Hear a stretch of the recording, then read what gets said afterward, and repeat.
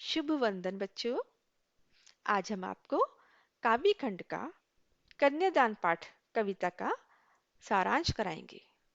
कई बार क्या होता है कि बच्चों का मन नहीं होता है पूरी कविता का अर्थ पढ़ने का, तो इसलिए हमने इसका सारांश तैयार कर लिया है।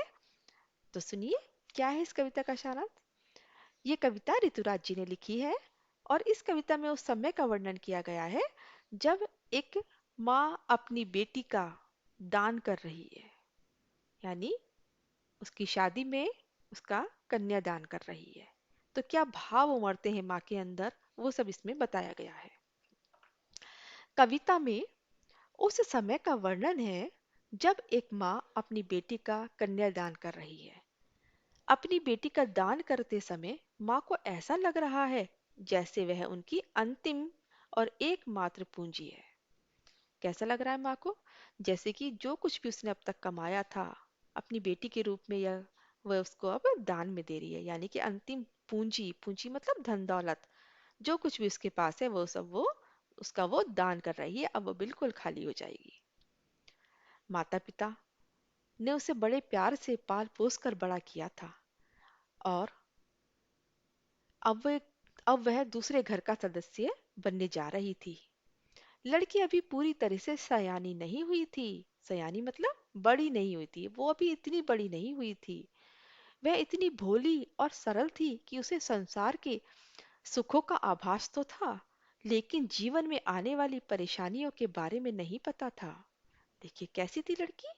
वो इतनी भोली भाली थी, इतनी सरल थी कि उसे संसार के सुखों का आभास तो था। सुखों का आभास मतलब अभी तक उसने अपनी माँ के घर जो जीवन व्यतीत किया था उसमें उसे सुख ही सुख मिले थे, परेशानियां तो मिली ही नहीं थी।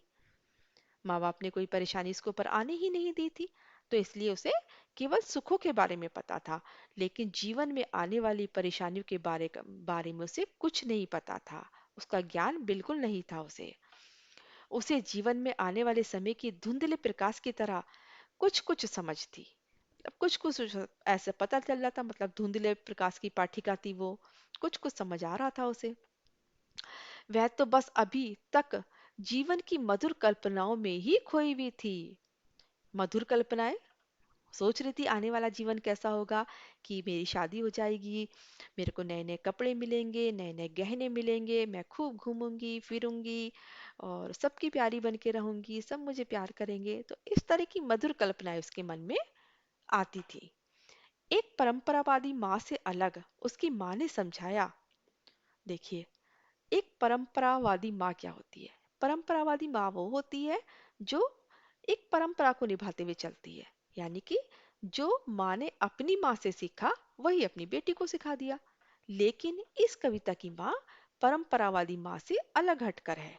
तो माँ अपनी बेटी को विदा करते समय उसे समझाती है कि वह अपने रूप पर ना रीझे और ना ही वस्त्र आभूषणों के प्रलोभन में आए। प्रलोभन किसे कहते हैं? लालच को। देखिए, वो कहती, माँ उसको समझाते हुए कहती है कि बेटा, ये वस्त्र और आभूषण, नए नए आभूषण, नए नए वस्त्र, वस्त्र मतलब आपके कपड़े, आप इनके प्रलोभन में कभी मत आना, इनके लालच में कभी मत आना। नहीं तो इनका लालच दे करके बहू का शोषण किया जाता है कहीं कहीं पर। ये तो ये जो सारी चीजें हैं, ये वस्त्र और आभूषण, ये सभी सांसारिक भ्रम की तरह हैं, एक जादूगर की तरह अपनी ओर आकर्षित करते हैं। आग पर भोजन पकाया जाता है, जलकर मरा नहीं जाता। और क्या समझाया माँ ने? और ये समझाया कि बेटा, आग आग पर भोजन बनाकर लोगों का पेट भरा जाता है, घर वालों का पेट भरा जाता है, उसमें जलकर मरा नहीं जाता। अर्थात जीवन में अगर कभी कठिनाई आ जाए या कोई तुम्हारा शोषण करे तो कभी भी कोई गलत कदम मत उठाना। ठीक है? वह जीवन की वास्तविकताओं को समझे, जीवन में आने वाले कष्टों का सामना करे, नारी के सभी स्वाभाविक गुण अपनाए, लेकिन एक नाजुक लड़की की तरह भोली ना बनी रहे। और क्या बताया? कि नारी के सभी स्वाभाविक गुण अपनाए। स्वाभाविक गुण क्या होते हैं? जैसे लज्जा, शर्माना, दूसरों का आदर करना, छोटों को प्यार करना, सबकी परवाह करना, सबका ध्यान रखना, तो ये तो नारी के स्वाभाविक गुण होते हैं। तो इन्हें तो वो अपनाए रखे, इनको ना छोड़े। लेकिन एक नाजुक लड़की की तरह भोली ना बनी रहे, लेकिन इतनी भोली भी ना बनी रहे कि लोग बाग उसका शोषण करें, उससे अनावश्यक काम करवाएं, उसे बिल्कुल कोल्लू की बेल की तरह जोत दें। तो ऐसा भी ना करे, वो इतनी भोली भी ना बने। कठिनाइयों का सामना करे तथा किसी को भी अपना शोषण ना करने दे। अर्थात माँ ने कहा कि लड़की हो ना, लेकिन लड़की जैसी दिखाई मत देना। समझ आ गया बेटे आप लोगों को ये कविता का सारांश? अगर आपको मेरी वीडियो अच्छी लगी हो और समझ में आ गई हो तो कृपया करके लाइक करें, शेयर करें, सब्सक्राइब करें। नमस्ते, खुश रहिए।